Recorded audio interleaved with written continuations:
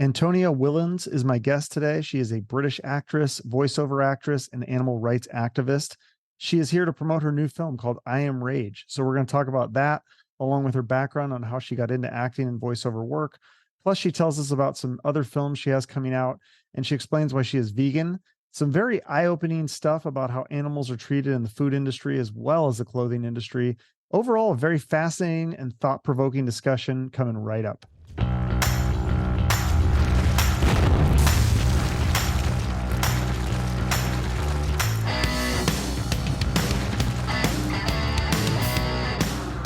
That's amazing, though. Explain to me how you learned how to read lips, though. I can't say I learned. It's just one of those things that I can randomly do. I have quite a good eye and a good ear for things as well. I'm quite musical. As a kid, I was always listening to tunes, and I think I started picking out stuff on the piano when I was about 3. And a good friend of my mum said she has a musical ear, she should play instruments and everything. So I just I'm quite observant. That's what I'd like to think. So yeah. Wow. Yeah, and then you started working as an actress at 5? That's really young to. Yeah, it is. I kind of fell into acting, to be honest. It wasn't necessarily something I had dreamed of doing right from the start of my life. I think I always envisioned more that I'd end up working with animals, which is something else that I kind of do on the side as well. But there was a commercial that someone that my mum knew was involved in for a TV show on Channel 5 in the UK called The Right Stuff. And they needed a child actress, and my mum suggested me, and we ended up doing it, and I loved it and had a great time. And then alongside this, I was always mimicking people. I've always had quite a good ear for accents, kind of goes hand in hand with being quite musical. And somebody said, she has such a cute voice and has such a great ear for accents, she should do voiceover. So then my mum and I, when I was about 5 or 6, made a voice reel under a duvet on a little tape recorder and sent it in the post to some London agents. And I was fortunate that one of the first ones we wrote to loved my voice, and they said, yeah, she's great, she'll work. And I kind of fell into doing TV through the same voice agent. So I did a few kind of hit UK shows when I was a kid, and that was kind of where it started. Oh, okay, yeah. So explain that, because I saw some of the credits, but I don't know which ones were big hits in the UK. Okay, so probably the most well known would be Little Britain. Oh, Slightly provocative show. Obviously, it was a comedy series and pokes fun at lots of different parts of like English life. It kind of mocks that little Englander mentality, kind of the archetypes of different people you find across the UK.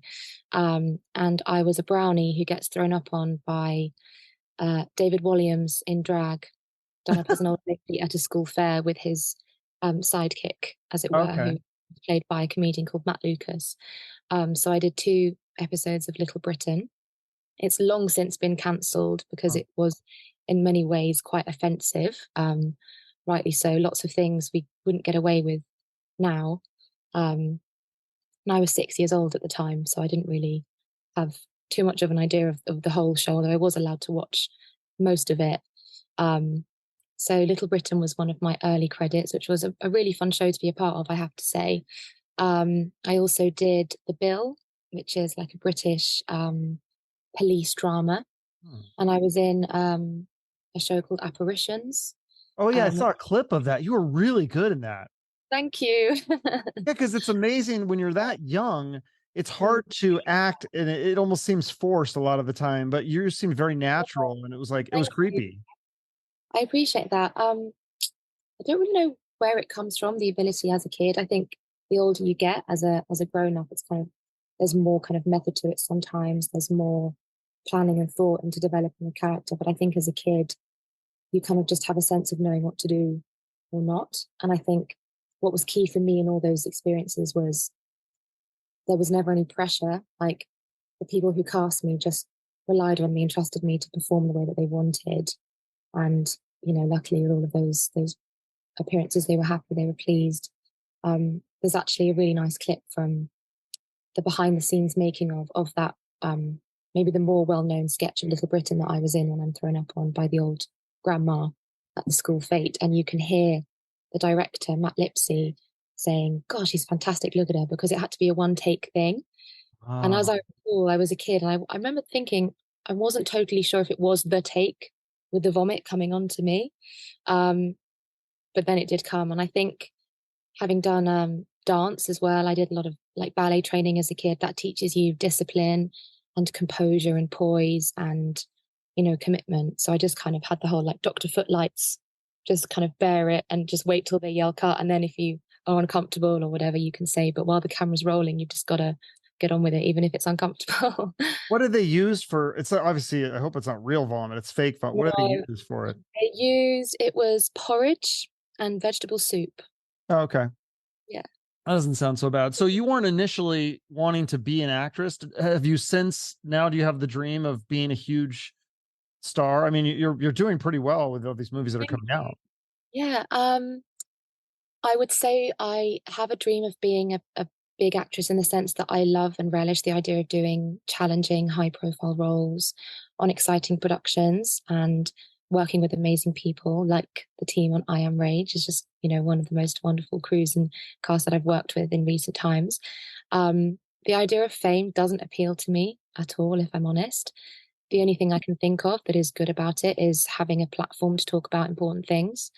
But I like going to work, going to set, or going to a recording studio, doing the job, connecting with other amazing creatives, but then being able to like leave work and come home and kind of have my private life. And I know that there's a point at which people reach a certain level of fame and people think they have a right to know what's going on in your life and comment on the decisions that you make. And often what you see in the public eye about a real person, it's not indicative of who they are, or you can never truly know someone just from seeing glimpses of their life online. So that side of the prospect of being a big movie star is a little scary, but sometimes you have to take those unfortunate like things alongside the success if that's what it means to be successful. Yeah. Yeah, because that's what when I watched the movie, I was like, oh, you have a lot of talent. Like you could be the next Margot Robbie. I mean, especially Thank if you you. can do. You said you could do the accents. You can do an American Yeah, accent. I can. It depends like where you want. You got the kind of Californian Valley girl, or like a little bit more deep south southern.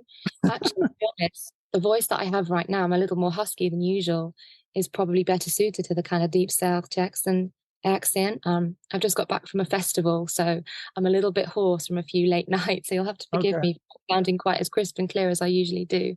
But I do have a great love of accents. Yeah, so thank you. That's really cool. So have you been able to showcase that in any of the films you've done so far? Not so much in my film work. I tend to get cast as me, as the character that I am, or how I kind of appear, which is your kind of archetypal girl next door, blonde hair, blue eyed, maybe the girlfriend, maybe the kind of bitchy blonde.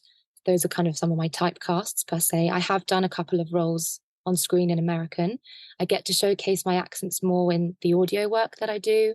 I record a lot of audiobooks. I've done commercials. I've done English language training, video game, that kind of thing. So that's when I get to experiment a bit more with accents.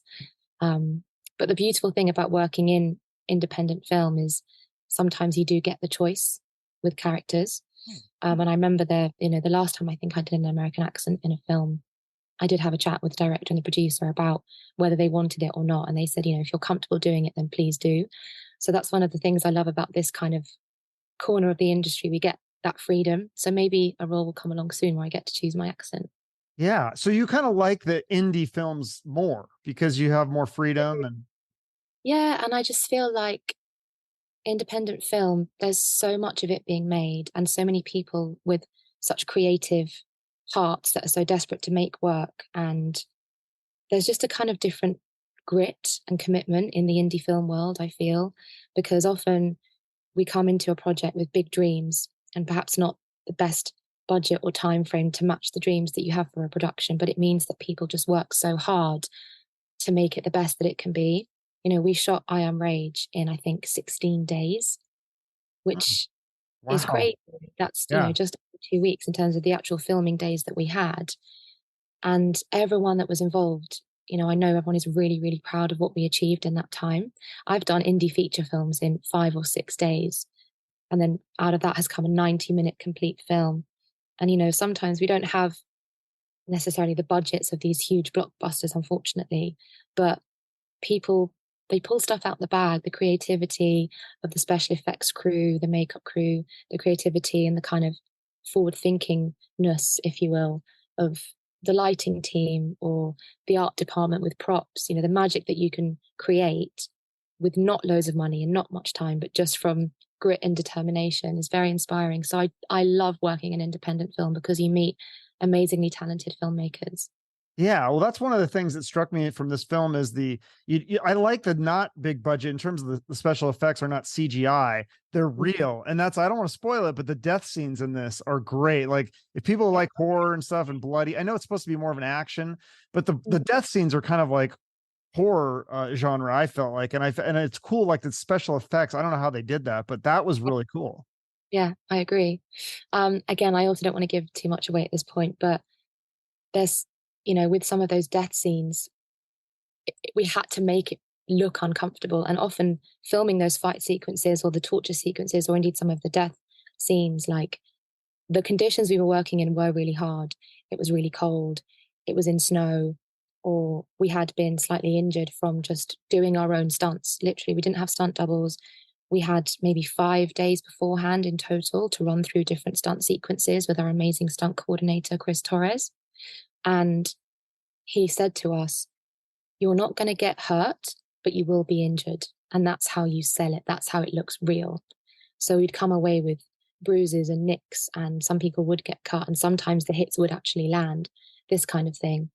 And it's those kinds of things that do happen sometimes when you're slightly pushed for time, but it does make it more realistic. And it's, like I said before, that passion and determination to really sell the shots alongside an amazing special effects team who just had this extraordinary array of equipment to create bullet wounds or throats being slashed, or there's one point in the film where my character is having blood taken and I'm being flayed, and I remember sitting there in this World War II bunker, somewhere outside Aberdeen in beautiful Scotland, and it was absolutely freezing.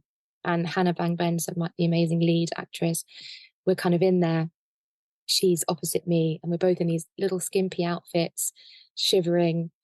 And like I say, it does look realistically uncomfortable because it was really cold down there. Between takes, our amazing co-stars and the crew would quickly rush to wrap blankets around us. But, all the effects, sweat and blood dripping and pussy wounds and different types of blood as well, just all those amazing things to sell the gore. There's such an audience for the gore.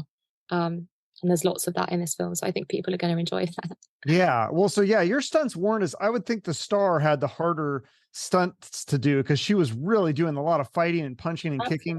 Did she have more experience with that, or did she just have to train more? I'd say I'm pretty sure I'm right in saying that Derek Nelson and I are the only two actors out of the kind of core five, which is the two main girls. And then the family members, I don't want to go into it too much as well, give anything away about what happens in the film. But we were the two with not much prior stunt experience. Whereas Hannah, Marta, Luke, Jamie, they all have a lot of stunt experience, working in mocap as well and in other films with doing stunt doubling and just amazing fight sequences and working in martial arts. I know Hannah does a lot of martial arts for sure. And yeah, it looked tiring watching them, but I would say don't underestimate the challenges for being, there's a kind of an ongoing joke we had that I was like the puppy. I was her puppy and she wanted to like rescue me. But it was uncomfortable sometimes, even if one of my stunts, say, is being down on the ground, being kicked in the stomach. I remember Chris telling Derek, "You're going to have to kick her harder because we need to really sell it." And he was saying, "I don't want to kick her. She's my friend. I don't want to do it too hard." And I was like, "No, it's okay." And I was padded up, Oh, okay. And I said to him, "Just go for it." And I remember those words that Chris had said, "You're not going to get hurt properly, but you will be injured." And they kind of, like I said before, you have to make the hits land in order to sell them. Sure. So that was hard, that was uncomfortable, and still does count as a stunt. Yeah. It's challenging. Those stunts were cool. And then yeah, like you said, it was filmed in Scotland. So what was that setting with all the like little things around it. Was, I mean, it almost looked like a Playground. paintball, or what was it? You're absolutely right. It was a paintballing ground. Oh, Um, okay. yeah, no, you're bang on. It was this amazing forest about 40 minutes outside of Aberdeen.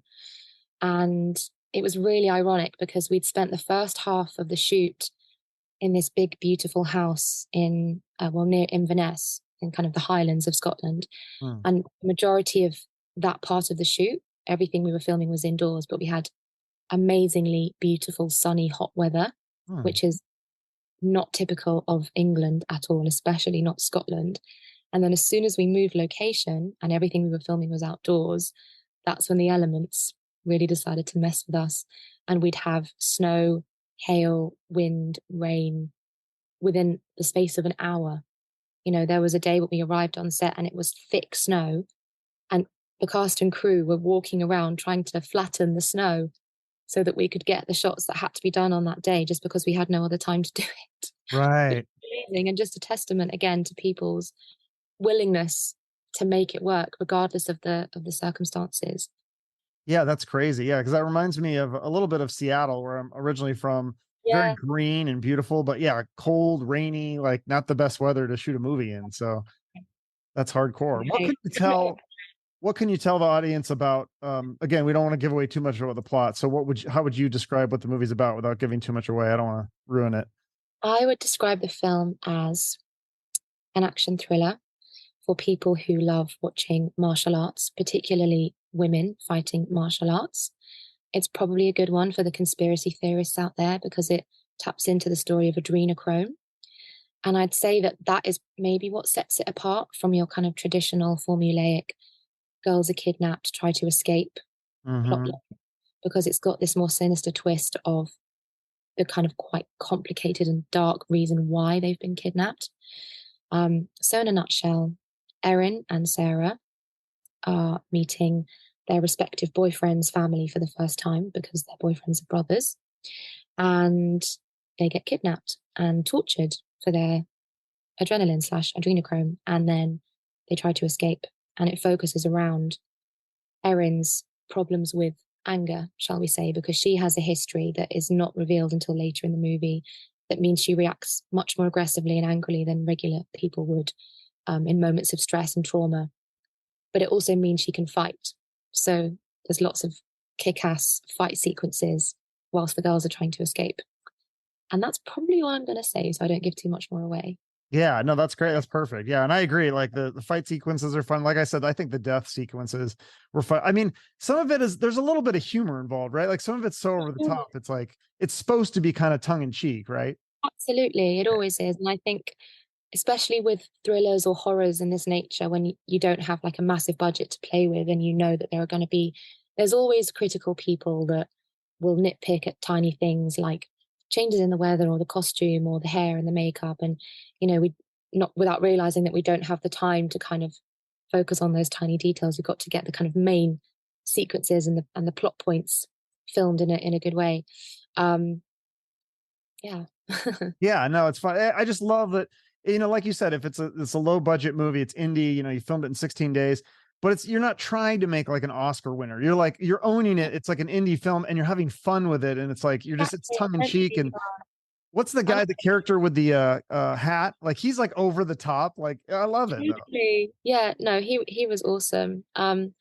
You're right. You've just got to kind of be tongue in cheek with it, and I think real indie fans will recognize that sometimes things don't look super polished, and sometimes the script is a little bit naff, but it's kind of supposed to be.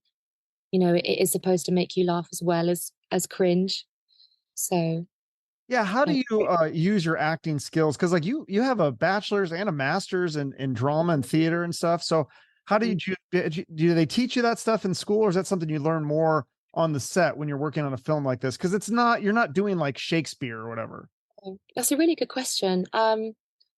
I'd say I loved my degrees and they taught me so much, but I didn't do my bachelor's and my master's with the interest of going into acting. Hmm. Um, the best experience I've had acting wise has been from working on sets. I'd say having had the opportunity and the privilege to do productions whilst I was at university in theatre and working live on stage. That definitely helped me kind of hone my craft as an actor, if you will, especially because of the visceral nature of it being live and in front of an audience and being able to literally feel the energy of how they respond to your performance when you're literally in the theatre with real people. But absolutely the best experience that you can have as an actor, in my opinion, is to just be working on productions at whatever scale. You know, I have the mentality pretty much of never say no to a job. It has to be financially and or creatively stimulating for me. It has to tick one of those boxes for me. But I love working. I love the variety of it. I love the different people that you get to meet, the different parts that you get to play. And it's just also so important, like you say, to have fun with it and to not take it too seriously. You know, get into the character and do the best that you absolutely can and be present, be in the moment, but also be relaxed about the fact that it is a performance. It is an indie film. It's for entertainment. It's not, you know, a tragedy like Shakespeare, like you say. It's not Macbeth or, you know, something like, I'm trying to think of something recently that I watched on TV that's like a really, you know, but it is fun. You just got to bounce off each other, make do with the conditions that you're in, like we say, the budget that you have. Just enjoy it. Yeah. Do you have a favorite genre? I know you said you like indie, but like there's a lot of different genres even within the indie field. Like you could do obviously like this is action and horror. Do you do like coming of age, like dramas, kind of things like that? Would you be more interested in doing something like that? Absolutely. I love the, like I say, the range, the variety of working in film. So I'm open to working in anything. Um, for me, I love doing things that are in some regard challenging or something new that I haven't done before.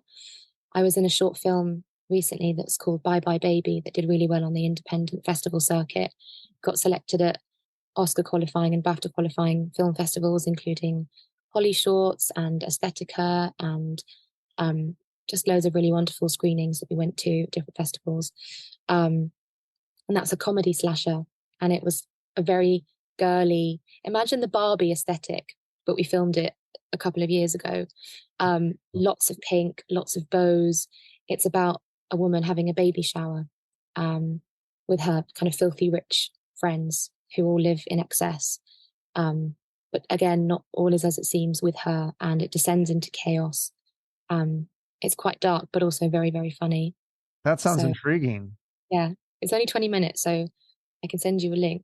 Yeah, absolutely. And then tell me about the other one you have called Loretta that you play an AI robot woman. Yeah, so Loretta, it's unfortunately it's slightly on pause at the moment again because of budget constraints. It's so hard sometimes to find funding in the indie film world if you don't have a name attached to this kind of thing. But the premise of Loretta is she is this AI robot girlfriend that this man buys, and again, just in case it happens, I have my fingers crossed and pray that we do get to pick the project up. I won't go too much into the plot, but she basically finds, or maybe doesn't, depending on your ethical thoughts on whether AI can be conscious or not. But she kind of finds independence and finds a voice, and she starts saying no to her owner slash boyfriend slash lover, whatever. Hmm. And her standing up to him has some serious repercussions in that story. And that was a really, really fun one to make. I didn't enjoy, if I must be honest, getting into all the prosthetics. It took a couple of hours at least to get into the heavy kind of robot artificial intelligence look. More makeup than I've ever worn in my life. Great big eyelashes, wig, this kind of thing. Lots of body makeup to look like a doll. But I'd say that the dance experience that I have helped me kind of embody her physicality, the movements. And it was quite a challenge as well, kind of thinking how would a robot communicate? Things like when saying sentences, not blinking as I am now because I'm a human being alive, talking to you and taking breaths and moving my body, moving my face, my expressions are changing. But with Loretta, she had to blink every time she was thinking of a new sentence as if she had to think of it and she wasn't maybe programmed to do that yet, because she's still maybe an early version, these kinds of things. So that was really fun, and quite a different thing for me to do. So I really enjoy kind of the range. Yeah, that sounds intriguing. Well, I look forward to hopefully that does come out because that sounds really interesting. Thank And you. then there was another one you did called the demonic or demonic. What is it called? Hey, Fae. Yeah, that is right. Okay, I did have yeah. that right. I was like, did I misspell that? No. So yeah, what's that one? Demonic Fae is about a little girl who meets fairies at the bottom of her garden, and turns out that they're kind of evil and they want to make a sacrifice in order to gain more power in the human world. But again, that is not out yet, so I'm not going to say too much, but it should be good. I That one. loved playing a fairy in that one. And that one probably will be. Is that having budget issues too, though, or is that one on the way? I'm not entirely sure where it's at in terms of the budget. The film is complete. Okay. They're currently in the stages of selling the movie prior to it being released. We're looking at maybe a November release time at the moment.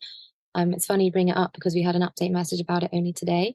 So you must be telepathic. Yeah, I So I'm must looking be. forward to doing it. Yeah. Yeah. So how does that work too with the writer strike in Hollywood? Are you part of that union, or is it different because you're in the UK?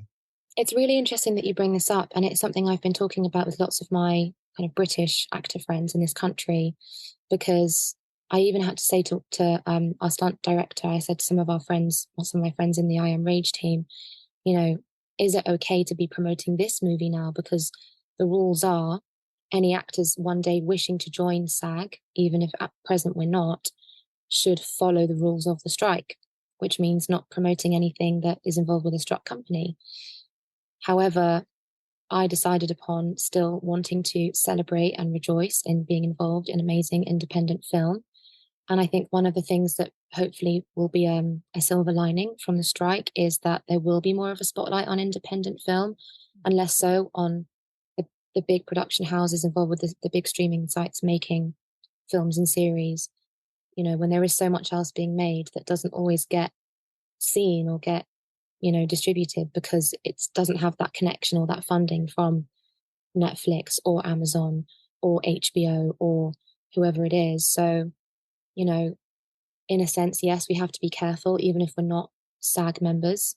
Um, but also, my personal belief is that it shouldn't stop us from promoting the work that we've done, especially long before we even knew that the strike was going to happen. Um, so, yeah, big up indie film. Yeah, that's a great point. That's a really interesting observation that, yeah, now this will give a chance to the independent films. And I think that could be a big positive for actors if they just say, you know what, we're going to make our own films Yeah. and they can make really great stuff. I mean, look like the guys from Good Will Hunting, they wrote that script by, just two actors just say, hey, we're going to write a script. And I mean, they won the Oscar. So Completely. Sometimes magic does happen and people see it. And, I mean, now we live in the world of things going viral online. But all it takes is for it to be in front of the right audience, and then you're away. And, some absolutely extraordinary films have been made on minimal budget, minimal time. But if you've got a good script, good characters, a great cinematographer, you can make amazing things. Well, yeah, and especially I think with the documentaries, like you said, you've done the voiceover work, which is really phenomenal. I'm amazed at how it's how it's like your voice. You're very calm. I don't know if that's like you're acting or you're just a very calm person, but when you talk, even in this interview, I can hear you're very calm and it's like relaxed. It's calming to me. I don't know if that's just how you are naturally, or is that something you have to get in character to do? Um, I would say I'm very pleased to hear you say that, because I actually find it quite nerve-wracking being myself in interviews. I prefer the kind of thing of putting on a character on set, filming something, because I don't kind of have to think too much.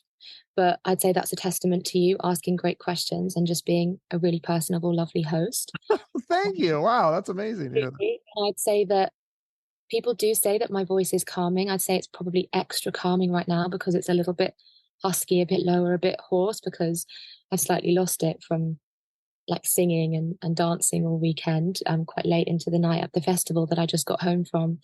But yeah, I'd say that's also maybe a testament to my mum. She's always, like, ever since I was a kid, she always said I was spoken to like an adult, like I was Mhm. respected, like I was a grown up as a kid, and I was always kind of, they never kind of didn't speak using big words or trying to be less articulate because I was young and might not understand. And I did grow up with lots of literature like Shakespeare and a very rich kind of cultural upbringing, going to the theatre and going to the ballet, going to art galleries. And I think having that education from her, reading a lot, she's got a lovely voice. And I don't know, maybe it's just a British thing, like feeling the need to want to be polite Hmm.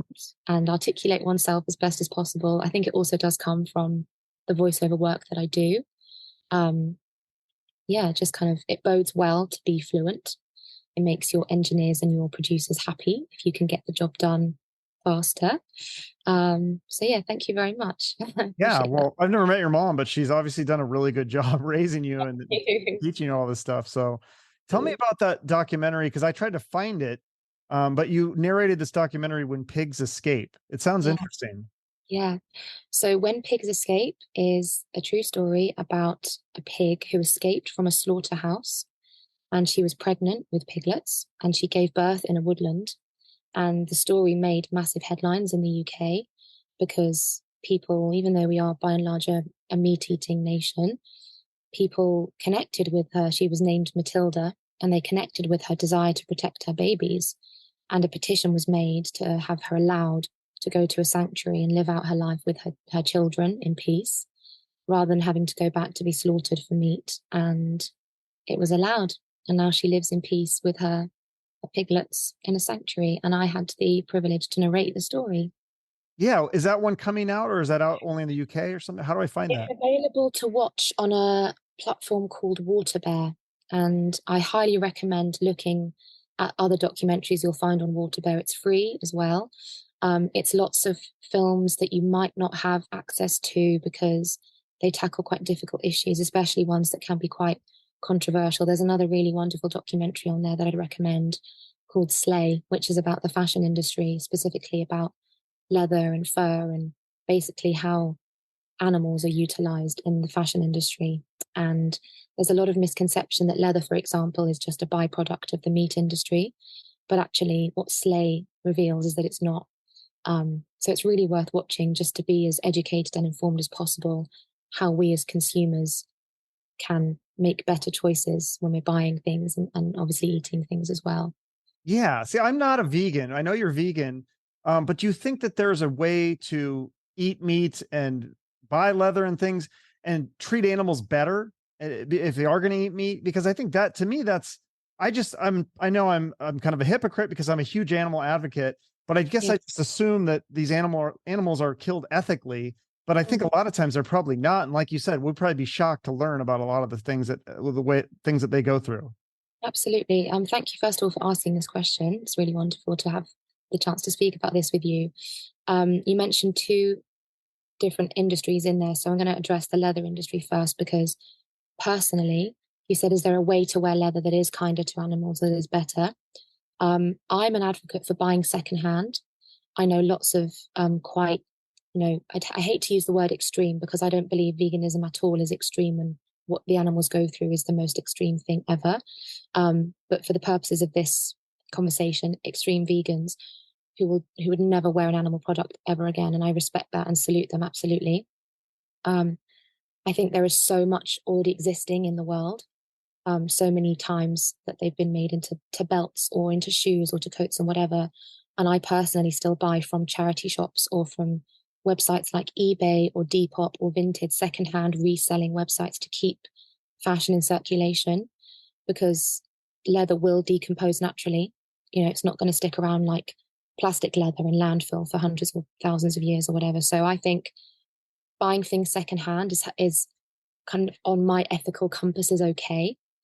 Um, I would never buy it new because I don't want to increase the demand at that first point of sale for animal products. I would never wear fur in my life because, generally speaking, the animals that live in fur farms just have the most hideous. You can't even call it an existence, really. It's like a hell for animals. They are kept in these tiny cages. They often go quite psychotic because the conditions are horrendous. They might go cannibalistic. And often the ways that they're killed are really, really gruesome as well. They might be drowned or anally electrocuted to save getting blood on the fur. And lots of fur is still being sold kind of new today. There's been quite an increase in popularity with the Canada Goose coats and Moncler. So I would just say to anyone I know, do not support those industries ever. But if you must wear animal products, buy secondhand from a charity shop. In terms of the meat industry, personally, I don't believe that animals exist for us to take from them. I think the whole concept of being born purely to be killed for meat or for milk or for eggs or fish meat is wrong, because they have as much right to life as we do. We're the same as them in all the ways that matter. They are sentient, they feel, they have complex family patterns, they have individual personalities, just like we do. You know, I say, for example, the dairy industry, I say to women, imagine a life where you're born to have your reproductive organs exploited over and over again, have your babies taken from you repeatedly, then your milk taken from you until you're no longer able to produce babies and milk, and then you're just killed for your meat. And then they go, wow, that is basically like a life of being eternally raped. And I'm like, exactly. So because I don't believe the animals exist for us, personally, I don't think it's right. However, there definitely is a scale in terms of how brutal the ending of the cessation of life can be. I'm not living in kind of cloud cuckoo land. I don't know if the world could ever go vegan. And I know that it's not possible for everyone to go vegan in the kind of sense of the word of having no animal products. But I do think there are, like you say, maybe better ways to look after animals before they meet the end of their lives. It's a very complex issue. I strive for a world with no animal abuse, and that would mean people giving up animal products altogether. But I think people being more conscious about the way that they buy their animal products is better than nothing. I'd like to live in a world where people did their best rather than not doing anything at all, if that makes sense. No, absolutely. That was all really interesting and educational for me. I, like I said, I think I'm probably just naive, and you're probably right. I try to buy like organic and farm, because I feel like at least the animals living on a farm, and then, you know, they've had a life. Whereas I know that these things, some of these non-organic, where the animals are just living in these like cages. And I've Mm. seen like those chicken things where the chickens are just, I mean, they're just stacked on top of each other. It just seems very cruel. I don't even know how it's legal, but I guess. You're right. It's crazy that it's legal, and it's interesting you say that you feel bad, because what I would say is it's not your fault that you think that, because we are brainwashed to think, because the animal agriculture industries use these words like humane slaughter, grass-fed, organic, to trick the people they're selling to into thinking that the animals do have a good life. And the thing I always say is, even if they do have a slightly better life, there is still kind of their small print. So, for example, at the moment in the UK, you can buy free range eggs, but because of the bird flu concerns, there are actually no free roaming chickens at the moment. So, in very small print on the egg boxes, it Hmm. says actually these birds are caged, but they're not telling people that. So, there Oh. are things that legally you can get away with, and there are organizations that supposedly exist to protect animals' welfare, but actually it means nothing. I would urge anyone who is interested just to have the information and then make an informed choice, to read a book by the wonderful vegan activist who's called Earthling Ed. Otherwise, his real name is Ed Winters, but he goes by the name Earthling Ed. And he's written a book called This is Vegan Propaganda and Other Lies the Meat Industry Tells You. And it just has a very factual account of what these words mean, what the kind of legal situation is, what the conditions are. I would describe it. It's not an emotional book. It's not necessarily something to make people feel bad. It's just to give them the information to then have the full idea, the full picture. And I would also urge anyone who is interested, and even if you're not interested, just to be armed with the information, so you know, and out of respect for the animals that you eat, to watch Dominion, to watch Cowspiracy, to watch Land of Hope and Glory, Seaspiracy. There are some really wonderful documentaries that do give an insight into how these industries work. And then if people can watch those, they can then decide if they want to pay for that or not. But at least you'd be fully informed. That's what I'd say. Yeah, I think I saw the cowspiracy one. I think that's the one. I've seen some of those things. Yeah, you just get little glimpses, and you're like, I don't think people understand. It's probably different in the UK too, because I think in the UK, they treat the food a lot different. Like people that are gluten intolerant in America go to the UK and eat the bread and they're totally fine. So I think it's even worse here in America, the way that not just animals, but I feel like even the way our plants are treated with insecticides and things like that. Absolutely. It really is like a war on health. I think we live in a world where we're not designed to take ownership of our own health. I think it kind of bodes well for the food industries, the pharmaceutical industries, if people are ill and hooked up and dependent on a system. And it is in the food that we eat, unfortunately. Like you say, the pesticides, there's heavy metals in fish in the ocean, there's plastic in the ocean, there's chemicals in the water. It's really, really hard. You're right. And I think it is very difficult as well because we live in a world with an ever increasing population and there's such a demand that they need to get food out to the masses quickly, and stuff is grown not organically, not the best way that it should be. So it's really hard to avoid. And even if you are buying organic, it's more expensive. It's not easy. So Right. I'm just, like I say, even the same with your ethical decisions, again, with eating well, you just have to do the best you can with what you have available to you, dependent on your financial situation. Or if you're fortunate to have an outdoor space and you can grow some of your own food, or you can have like a water filter system, and just try and get outdoors and get sunlight as much as possible and be active. I always say to people, do the best you do the best you can with what you have, and don't worry too much about what you can't Yeah. do. That's It's good hard. advice. Do you what kinds of foods do you eat as a vegan? You don't eat the fake meat stuff, do you? I do occasionally because I do like it. It's Okay. quite interesting again that you raise that as well, because lots of people say to vegans, why do vegans want their food to look and taste like meat? Like, surely that's the opposite of what they want. But for lots of vegans, especially ethical vegans, people who've gone that way because of animal rights, it's not that I don't think animals taste nice. It's not that I didn't like chicken or eggs or whatever. I mean, the thought of it now does make me feel a little bit strange, but it's being against what happens to the animals. So naturally, if there is an alternative that is made of soya or wheat or pea protein, there's amazing alternatives now. The festival I went to at the weekend was actually a vegan festival. It's called Vegan Camp Out, and it's run by a very good friend of mine. And one of the best things about that festival is there's just yards and yards and yards of all the top vegan food companies that come to serve their food to vegans en masse. 13,000, I think, that attended at the weekend. And a lot of it is super delicious. So sometimes I will treat myself to a vegan chicken burger or maybe the vegan bacon, and it is pretty nice.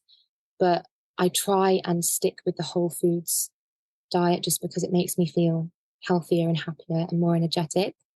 Um, there's so much fruit and veg that is amazing, that has so much variety. You can do about 100 things with an oyster mushroom. You can turn an oyster mushroom into the equivalent of like a piece of fried chicken with the right seasoning and frying it, and it is delicious. Oyster So mushroom. I'll have to try that.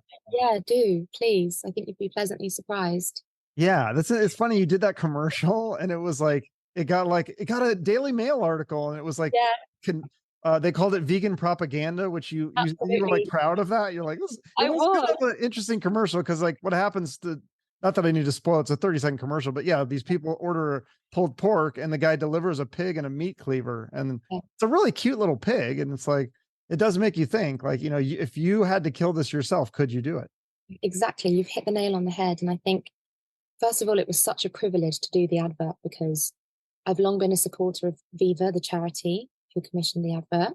So it was such a joy to kind of merge my animal loving tendencies and desire to be involved in vegan activism.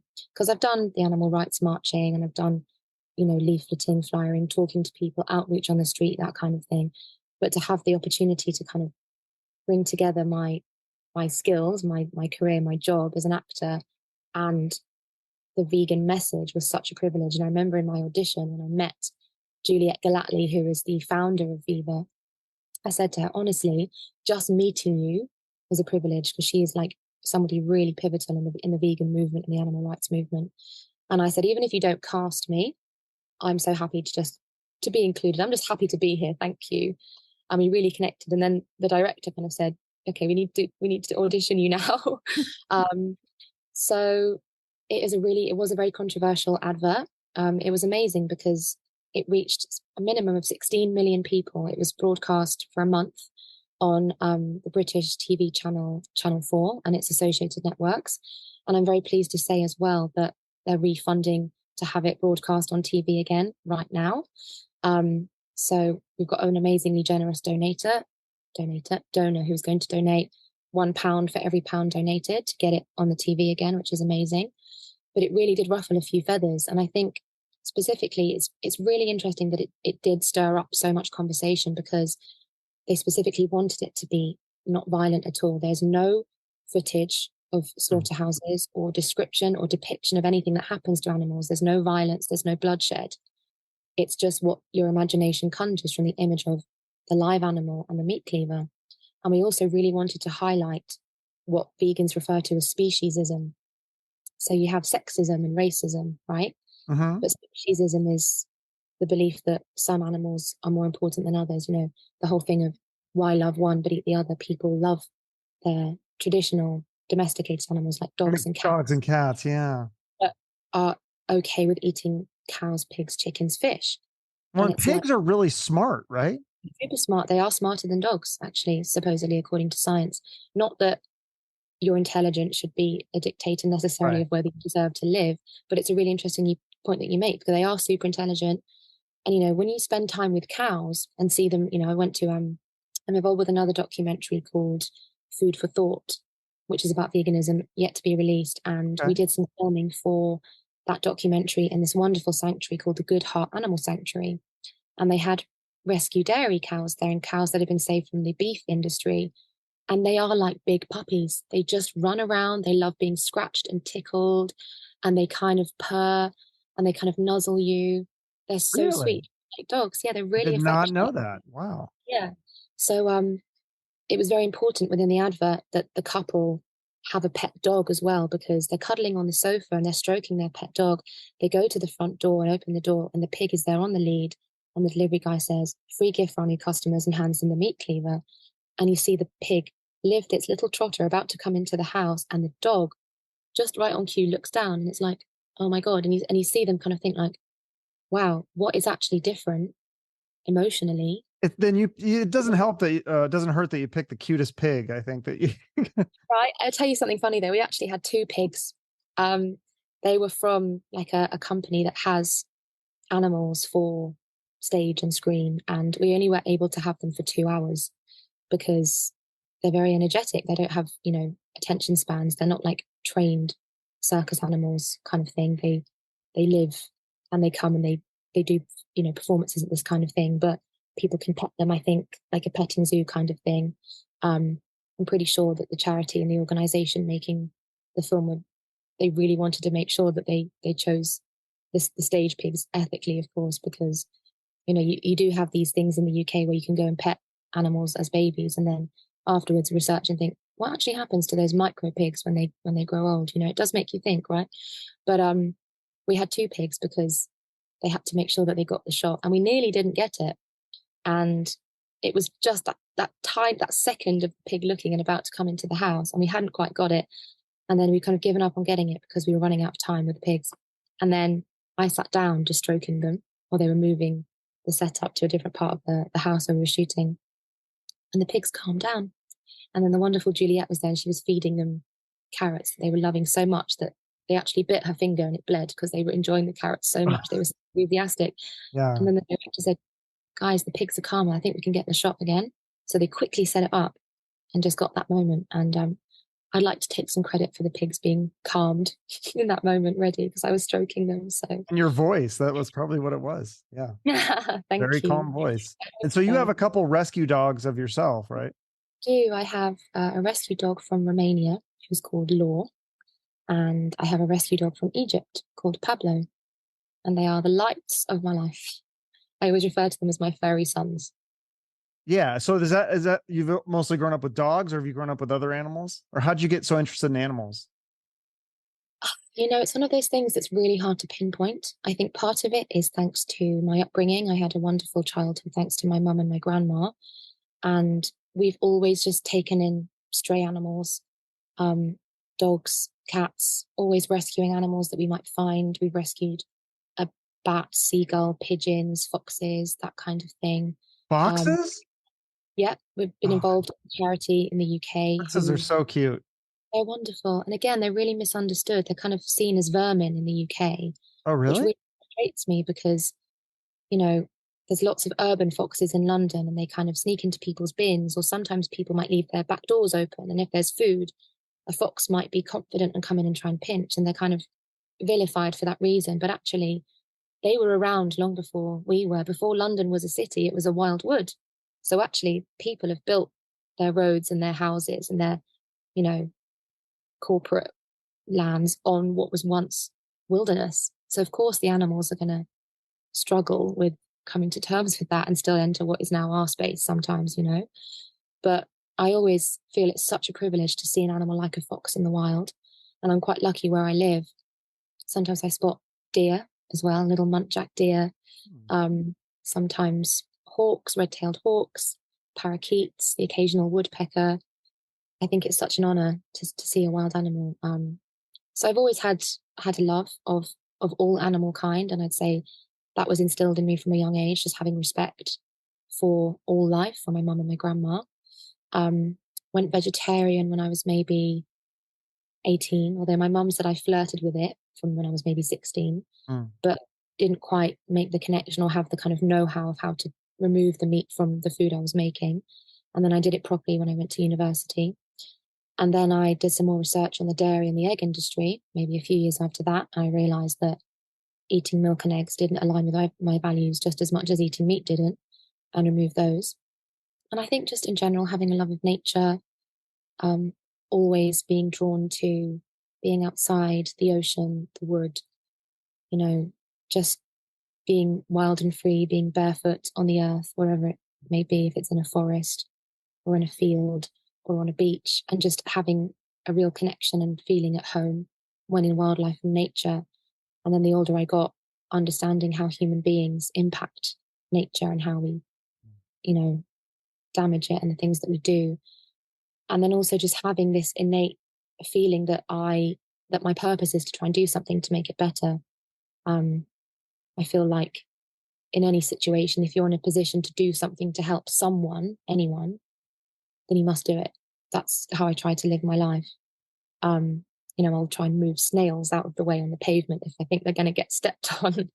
um, That's super cool. Yeah. That's funny. Yeah. One time I was driving and we were going to Vegas and there was this tortoise yeah, crossing the road and I went around him, but I was like, I should have like stopped the car and picked him up and carried him and crossed it. Cause what if the next guy doesn't stop? It's like it's scary. hard. It's interesting you say that as well because when you watch these nature documentaries and there might be an injured baby animal of a litter, and the mummy has to kind of decide Mhm. whether to prioritize her healthy babies and move on to the next place out of danger. But I remember seeing, I think it was definitely David Attenborough, and I can't remember what the animal it was. I think it was a kind of monkey, and you saw this mummy monkey really struggling because one of her baby monkeys was injured and couldn't keep up, but they had to move. And people often say, like, in that scenario, why don't the people filming do something? But they're always taught not to intervene. You have to let nature be nature. So in that scenario, maybe the best thing is to let the tortoise be the tortoise. Oh, If they're in immediate danger, then obviously, and you're in a position to help, and it's the right thing to do to help. You're not putting yourself in danger, or you're yeah. not. But it's just like You're you not said with man, because we built this freeway and like we're exactly. like this is not natural. It's not like the tortoise Completely. is designed to avoid cars. So I just felt like I gotta There's help him. wonderful kind of things around the world, in this country and in exotic parts of the world where they'll put bridges across roads for Yeah. monkeys or places for elephants to cross, or even places for like mice and small rodents to cross. And I think that's such a wonderful incentive, to Yeah, try they do and that a little bit. There's like on the way to Vegas, there's a thing for the rams. What do they call those? The goats or the rams or yeah, lambs? yeah. Yeah, there's Right. a bridge. Have you seen that movie Wildcat on Amazon Prime? Yes. Oh my I'm trying goodness. to get that guy on my podcast, but yeah, that one really like I teared up multiple times in that one. That was like, but it's like you said, that whole thing about not intervening, how he had to like try to kick the cat out of like and try to okay, like you're on your own now, buddy. Like, And it's so hard because as human beings, naturally, this is why I think, especially when it comes to connecting with animals and veganism. I think most people probably naturally are in their hearts vegans, because most people have innate compassion towards each other and towards animals. Most people would shy away or feel uncomfortable watching animal death. I don't know anyone who will drive past a field of cows without going, oh, cows. It's that natural delight you have when you see an animal. Mm-hmm. So it must have been so unbelievably hard for him, the wonderful guy in the Wildcat film, to try and separate himself, having built this extraordinary relationship with this wonderful wild cat. And it's just so, I take my hat off to people that do that.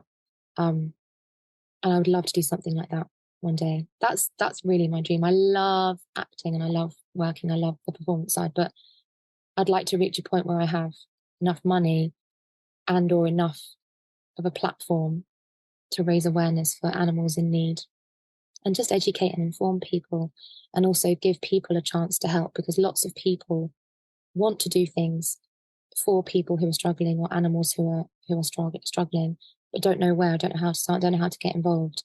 And it just would be amazing for there to be more ways that people could help. So that's something Yeah. I'd like to do. Well, I always end every episode promoting a charity. Is there a nonprofit that people can donate to for this cause, to help animals? Absolutely. The charity that I was thinking of, which I will say, is Animal SOS Sri Lanka. And these are wonderful, wonderful people who rescue and rehabilitate injured street animals. And I would say look them up on Instagram. I'm pretty sure the Instagram name is animal_SOS_Sri Lanka. But if you just search it, you'll find it. I think especially anyone who does have pet dogs or cats will be shocked. Lots of the stray dogs that they find have been attacked by people. Sometimes people will lace dog food with fireworks that the dogs eat, and it causes really severe life-threatening injuries. They'll be in car collisions, because sometimes in different parts of the world, culturally, they don't see dogs and cats as pets.